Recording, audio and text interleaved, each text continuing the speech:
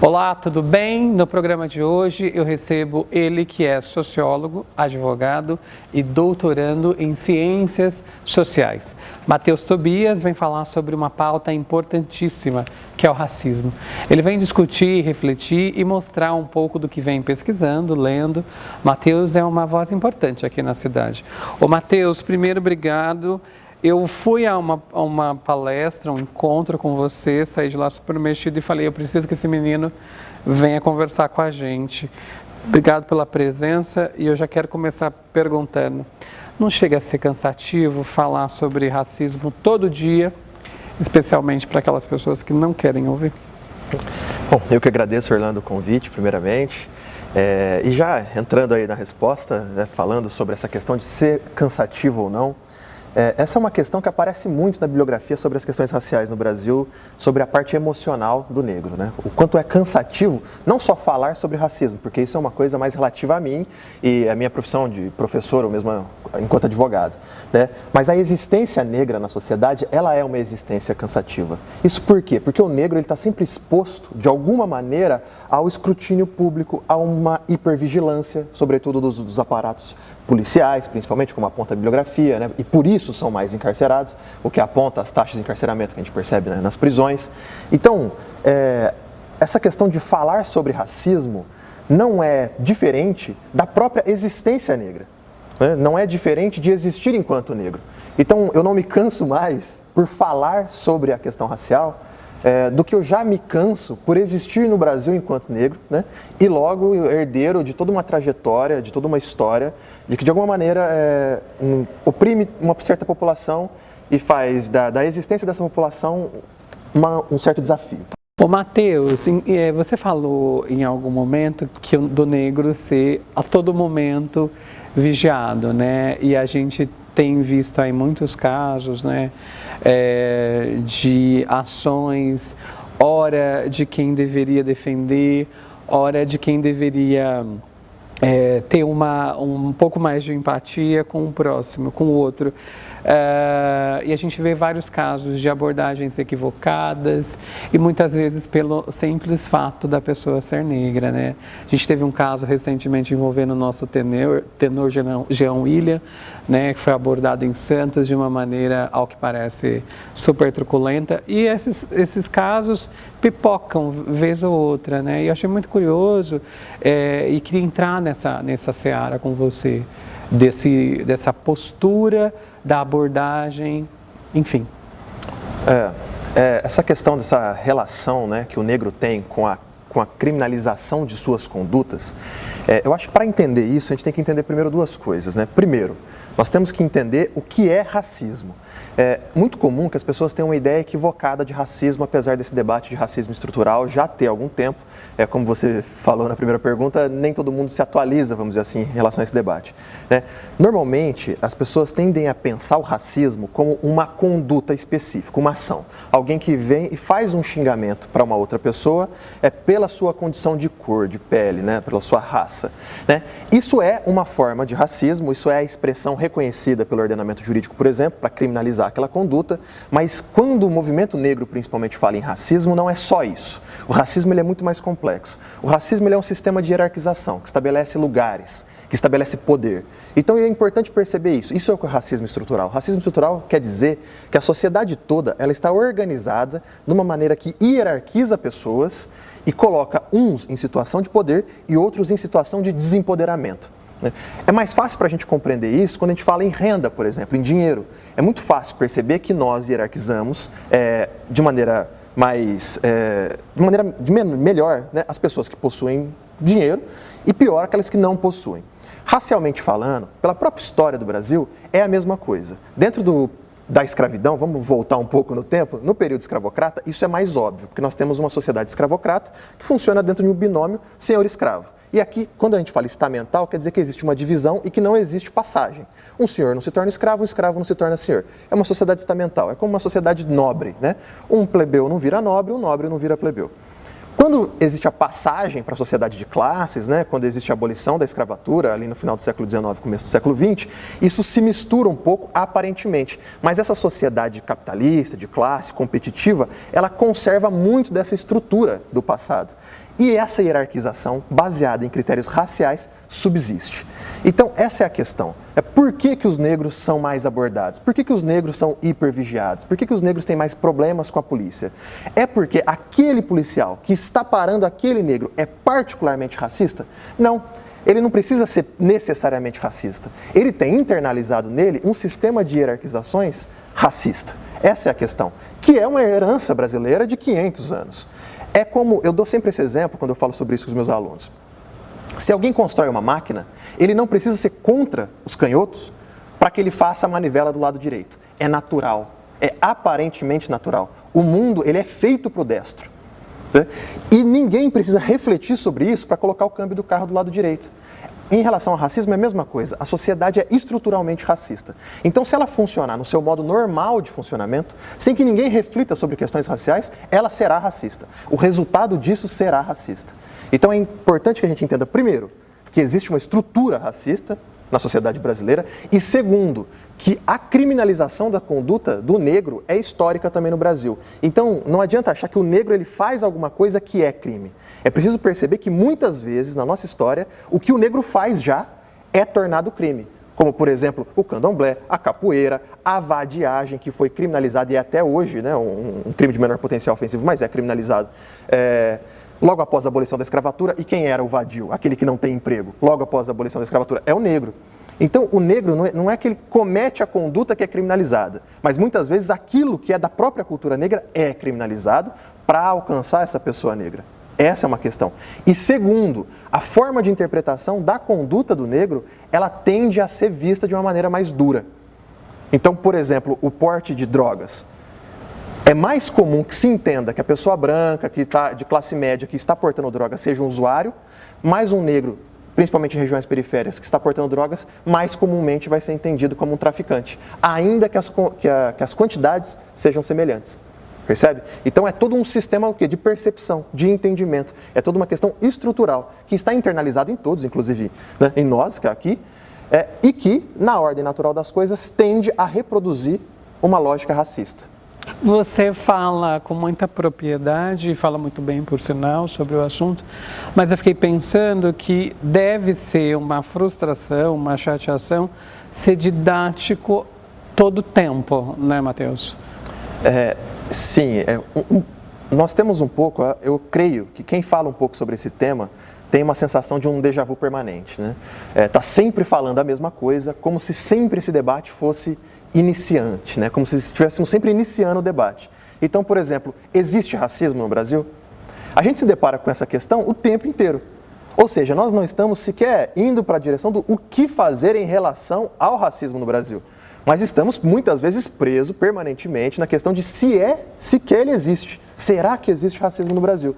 Isso, a gente precisa entender bem, faz parte de um certo projeto em alguma medida, que é a ideia de democracia racial. Né? No Brasil existe um mito, o Florestan Fernandes chama isso de mito, o mito da democracia racial, ou seja, o mito de que de alguma maneira o Brasil conseguiu vencer as suas questões raciais e que todos se tratam igualmente e as únicas assimetrias existentes são de classe, ou seja, ter mais ou menos dinheiro, fundamentalmente. Isso foi muito difundido por um sociólogo, um antropólogo muito famoso, internacionalmente inclusive, chamado Gilberto Freire, que defendeu essa ideia, no Casagrande Senzala, um livro clássico, de que o racismo no Brasil ele foi suave, de que havia entre senhores e escravos uma relação muito próxima, de amizade, em alguma medida de cuidado e camaradagem. E justamente por conta disso, a ONU, né, através da Unesco, encomendou alguns estudos no Brasil para tentar entender como que o Brasil tinha superado as questões de classe, as questões de raça, desculpa. E o Florestan Fernandes foi um dos responsáveis por conduzir esses estudos. Ele faz um livro que é magistral, que é a Introdução do Negro na Sociedade de Classe, e lá onde ele vai falar, não, isso é um mito. Porque no Brasil o racismo ele é mascarado, o racismo ele é disfarçado. Existe um sistema de hierarquização, como eu disse anteriormente, mas essa maneira de ser racista, ela não aparece objetivamente, como por exemplo, na África do Sul, né, que tinha o apartheid, ou mesmo nos Estados Unidos com as leis de Jim Crow, não tem essa cisão jurídica, legal, feita necessariamente pelo Estado, porque ela se opera socialmente. E isso é muito interessante se perceber, porque nós temos, então, um país racista sem racistas. Então, se você chega em algum lugar e fala, quem acha que existe racismo no Brasil? Muito provavelmente, a maioria das pessoas vai levantar a mão. Se você perguntar quem é racista aqui, ninguém vai levantar a mão. Nós temos um país racista sem racistas. Aí volta isso. Por que nós temos que repetir sempre a mesma coisa? Temos que repetir sempre a mesma coisa porque se nega a própria existência do racismo. Ninguém se coloca como racista. A discussão ela fica circulando, então, no mesmo lugar, pela própria forma do racismo no Brasil.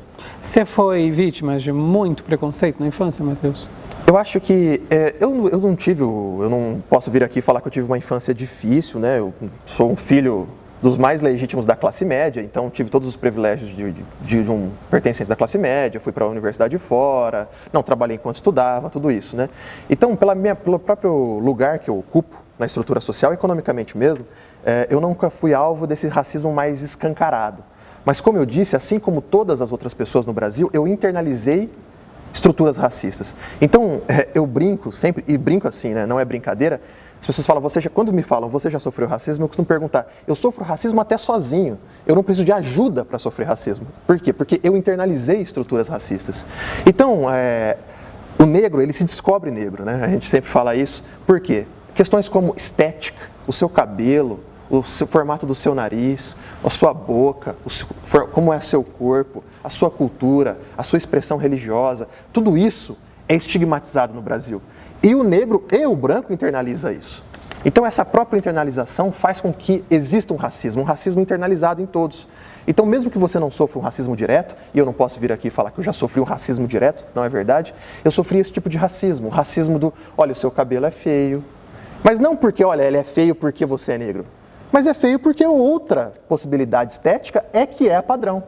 Outra possibilidade de forma de ser, de se vestir, do que gostar, do que ouvir, é padrão. Isso é desejável e isso é bonito. Logo, o que você é, em essência, fundamentalmente, é feio. Esse tipo de racismo, não há um negro no Brasil que não tenha sofrido. Isso necessariamente vai sofrer. E é curioso, né, quando a gente fala sobre isso, do padrão, quem que estabelece esse padrão, né? Sobre qual ótica isso, né, Matheus? Porque a minha opinião pode continuar sendo a minha opinião e não é verdade absoluta, né? Então, acho que também para quem recebe esse tipo de apontamento, tem que ter um jogo de cintura e, mais do que isso, tem que ter uma inteligência emocional para lidar com os tais apontamentos, né, Matheus? A ponto de falar, opa, tá, ele fala que meu cabelo não é bonito, ou ele é feio, ou ele é assim assado, mas sob qual perspectiva, né? E aquela pode ser a opinião dele, mas não é, ou não traduz a verdade absoluta, né, Matheus? Exatamente. Existe uma tendência, né, de naturalização do social. Ou seja, as pessoas tendem a ter, naquilo que é cultural, a natureza, o normal, o acostumado, assim, é assim. É dessa maneira. O padrão estético, por exemplo, é uma dessas coisas. Nós tendemos a acreditar que o padrão estético ele é natural, que vem com todo mundo de fábrica. Você sabe o que é bonito e você sabe o que é feio. Isso não é verdade. O padrão estético, como a gente está falando aqui, ele é uma construção social. Ele existe socialmente. Invariavelmente, toda cultura autóctone, ou seja, toda cultura que está no seu lugar de nascimento, tem no seu próprio seio o padrão de beleza. Então, na China, o chinês é um padrão de beleza, na África, um negro é um padrão de beleza, né? E uma sociedade indígena tem um padrão de beleza, mas sociedades que tiveram processos muito profundos de dominação, como é o caso da sociedade brasileira, costuma ter no dominador o padrão estético e o padrão cultural, enfim, todos os padrões, vamos dizer assim.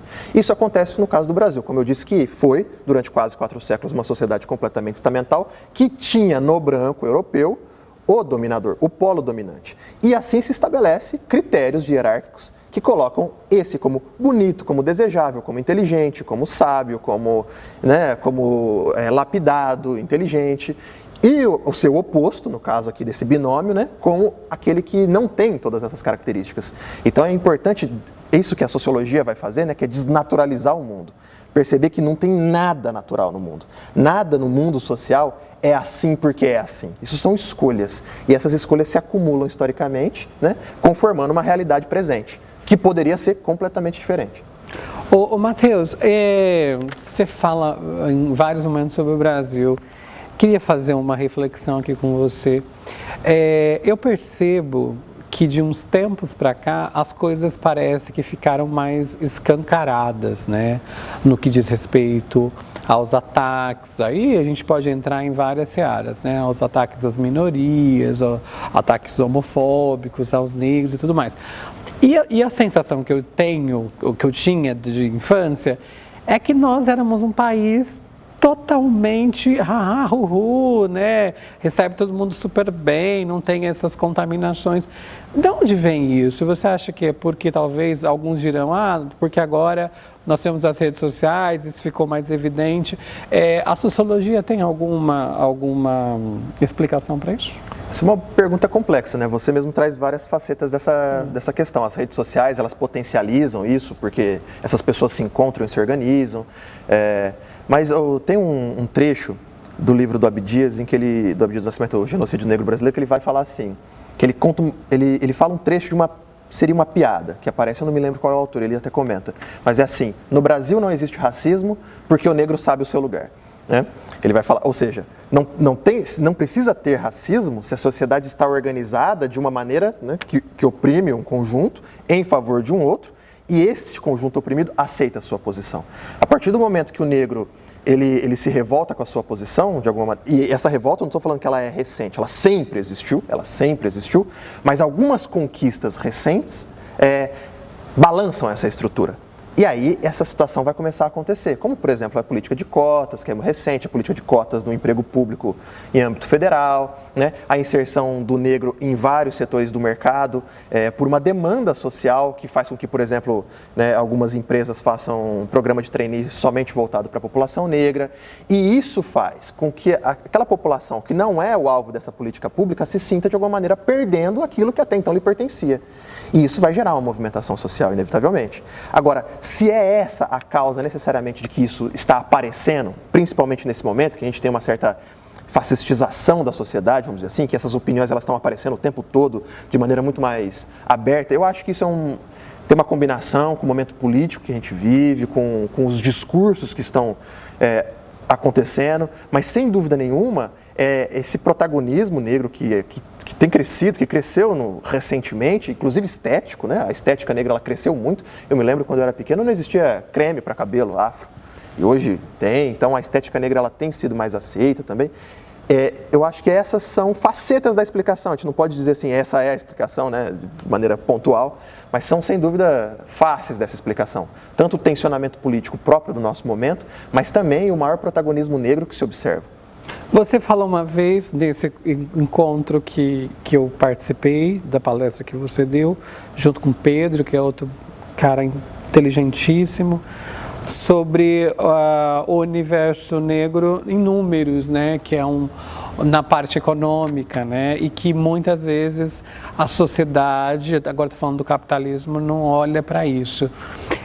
Queria que você entrasse nessa seara também, porque hoje, com essas tais representatividades, né, com as marcas assumindo mais o protagonismo, ou os produtos, as pessoas tomando, né, ali essas dianteiras,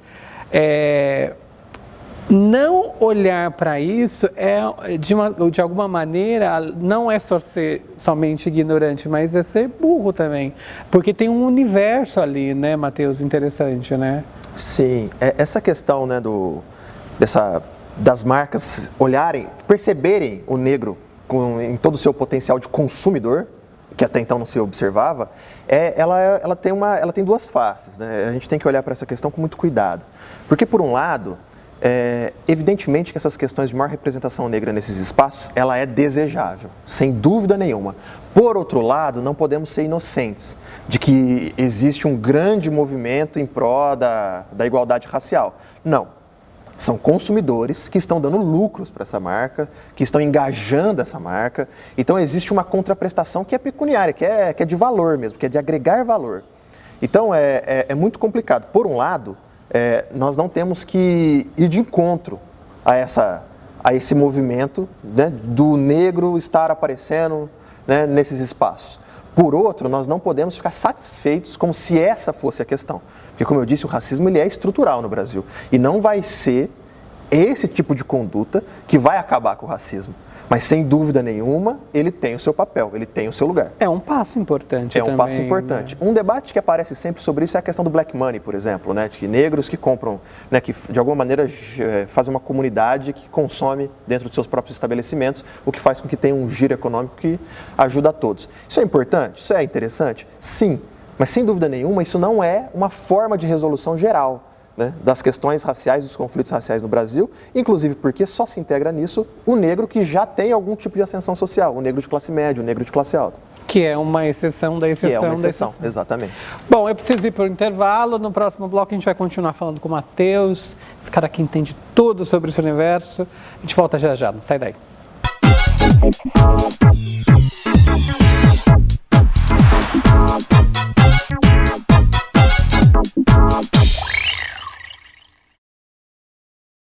Todos os dias, diversos pacientes necessitam de transfusão sanguínea, seja por doenças crônicas, acidentes ou cirurgias de emergência.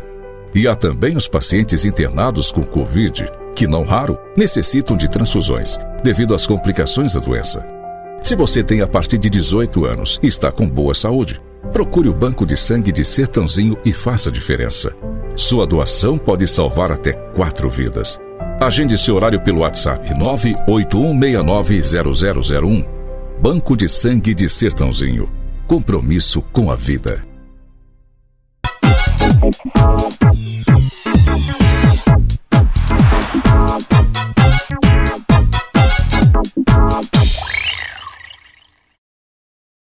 Já estamos de volta, o papo hoje é com o Matheus Tobias. O Matheus, eu vou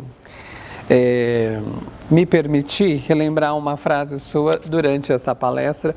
Aliás, deixa eu falar um pouco mais dessa palestra. A Letícia Coelho, que é a diretora do Céu das Artes, promoveu no final do ano passado uma série de discussões a partir de um documentário do Emicida, né, Matheus? Exatamente. O Matheus e o Pedro conduziram lá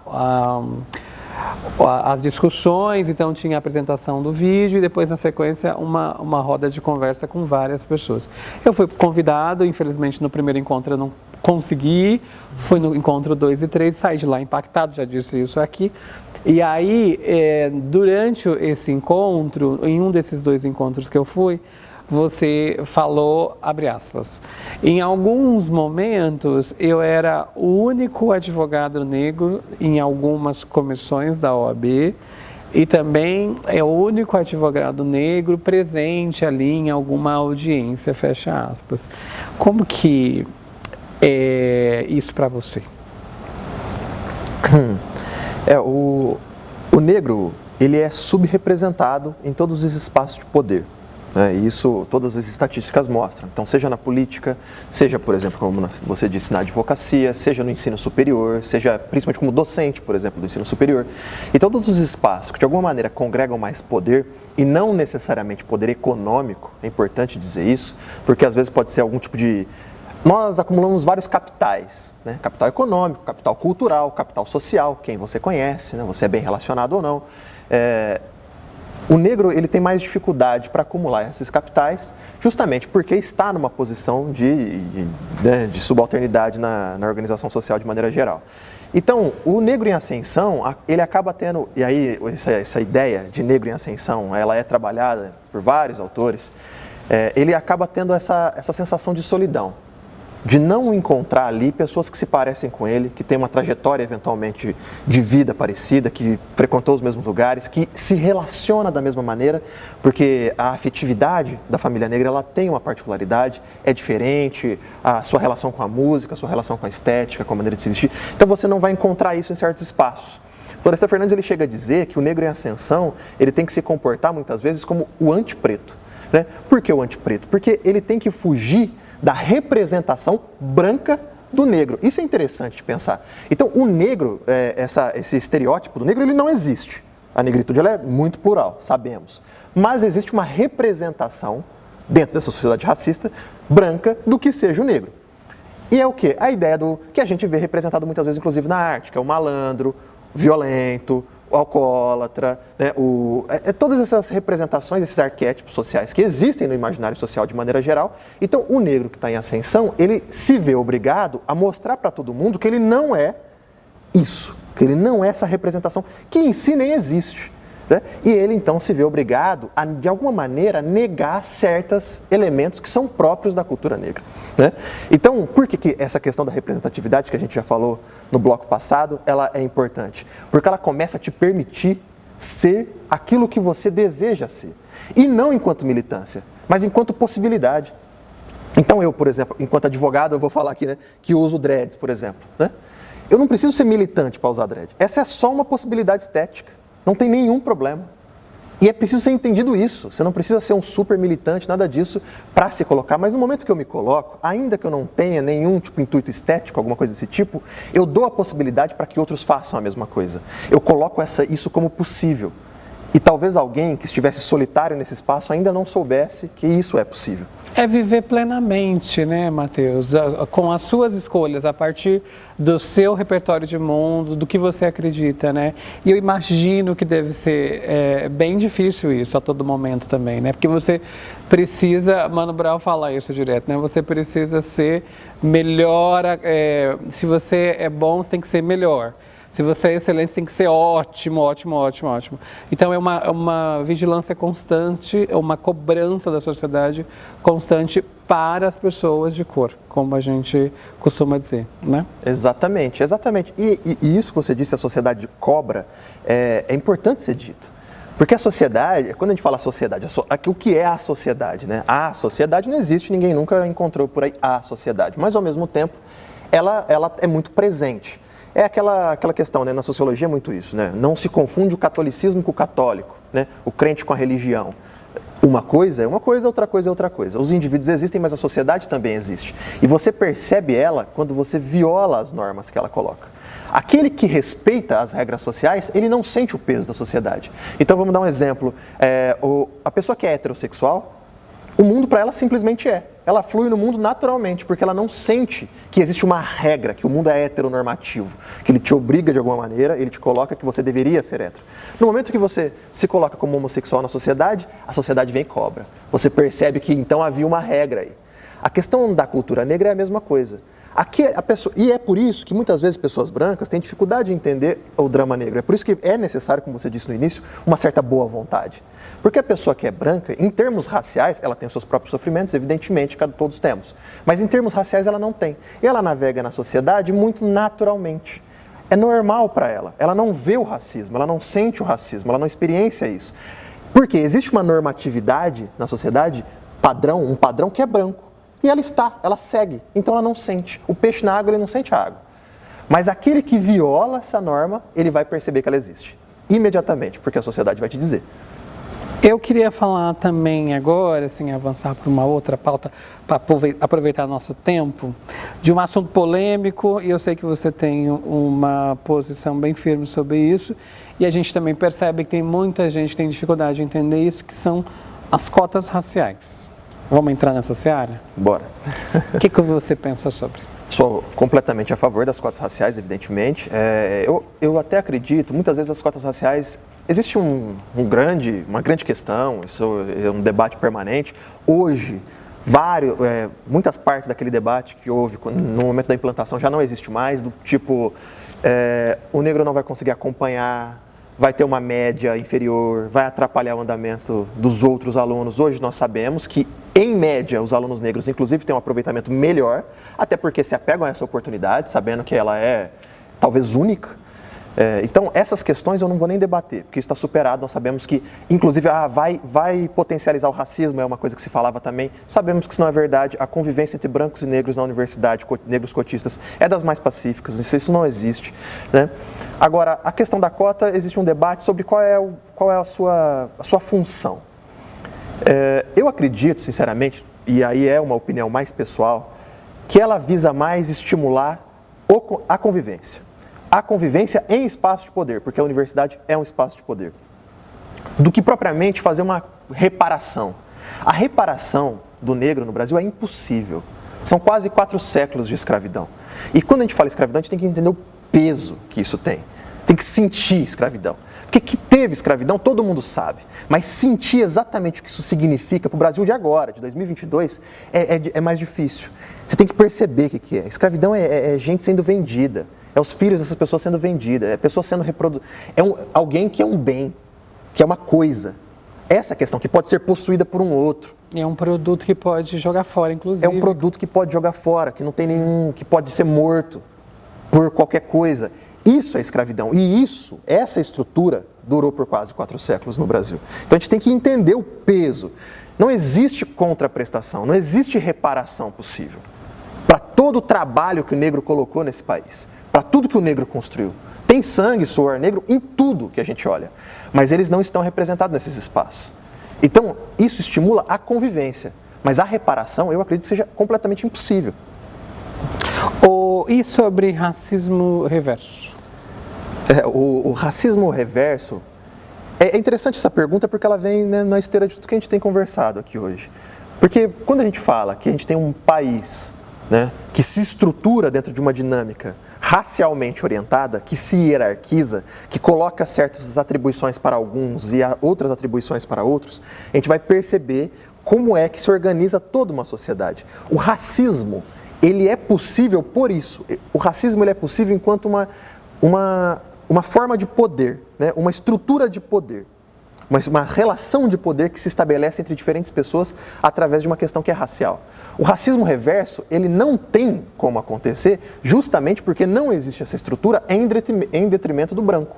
Agora, pode acontecer uma injúria em relação ao branco? Então, de alguma maneira, você o ofendeu, né, utilizando alguma característica física como fundamento dessa ofensa? Isso pode acontecer, mas racismo é impossível, porque não existe uma sociedade inteiramente estruturada em favor dessa violência. Isso não acontece em relação ao branco. Então, eu costumo dar um exemplo sobre isso. Por exemplo, quando alguém vem e fala, olha, a gente tem que proibir o baile funk, ou tem que acabar com isso, que é uma coisa bem própria da cultura negra, principalmente da periferia. Esse discurso ele tem uma alta capacidade de performance, ou seja, ele tem uma alta capacidade de se tornar verdade, se tornar realidade.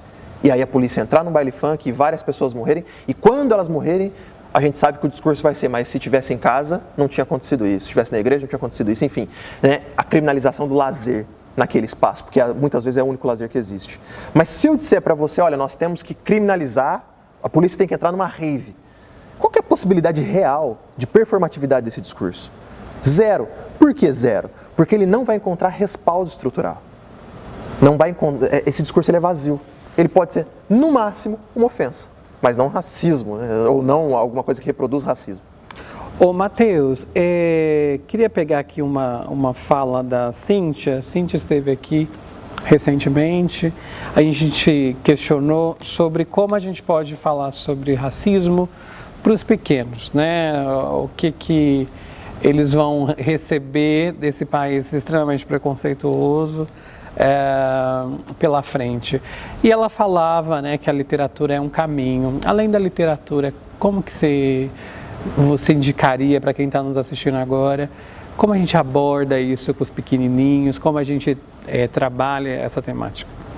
Essa é uma temática muito difícil de tratar. E quando a gente fala de criança, isso se complica ainda mais.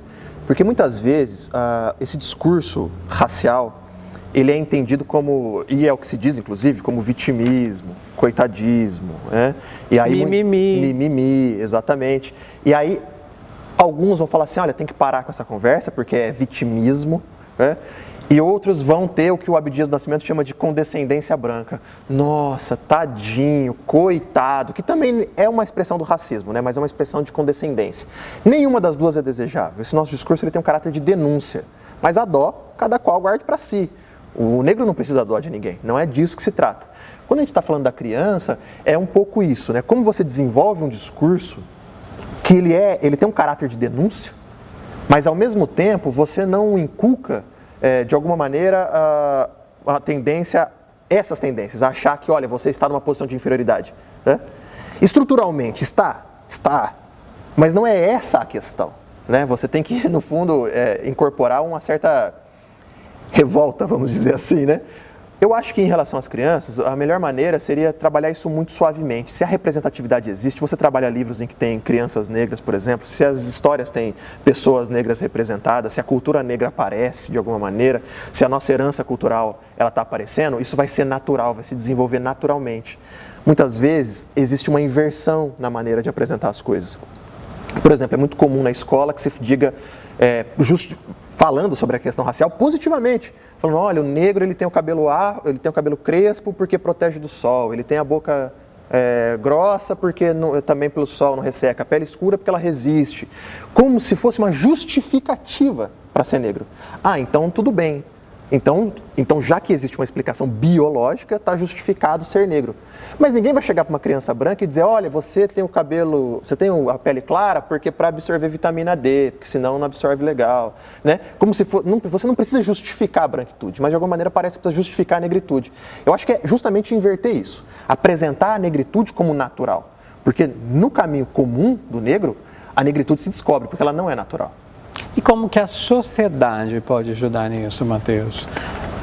Eu acho que a sociedade brasileira, ela bebeu muito do trabalho negro, bebe até hoje, e eu acho que a sociedade brasileira, ela se acostumou, ela de alguma maneira se beneficia, ou pelo menos quem tem o poder de tirar benefício dessa relação estruturada dessa maneira. Então toda vez que, como nós dissemos anteriormente, que essas relações raciais, elas se balançam, existem reações muito fortes contrárias. Eu acho que não existe muito método de sair, pelo menos em termos raciais, desse nosso dilema, senão o negro enquanto protagonista e o branco enquanto antirracista. Mas é importante entender essa relação, que em questões raciais, o protagonismo ele é negro.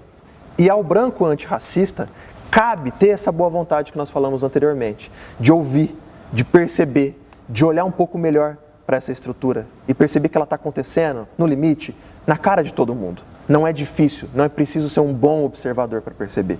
Eu acho que a sociedade, então, ela tem que ir por esse caminho, né? Cada qual entendendo, nesse aspecto, qual é o seu papel. Você tem alguma dica de livros que as pessoas, não só de livros, mas de canais que as pessoas podem recorrerem a Matheus para desconstruir muita coisa sobre a visão do povo negro? Eu acho...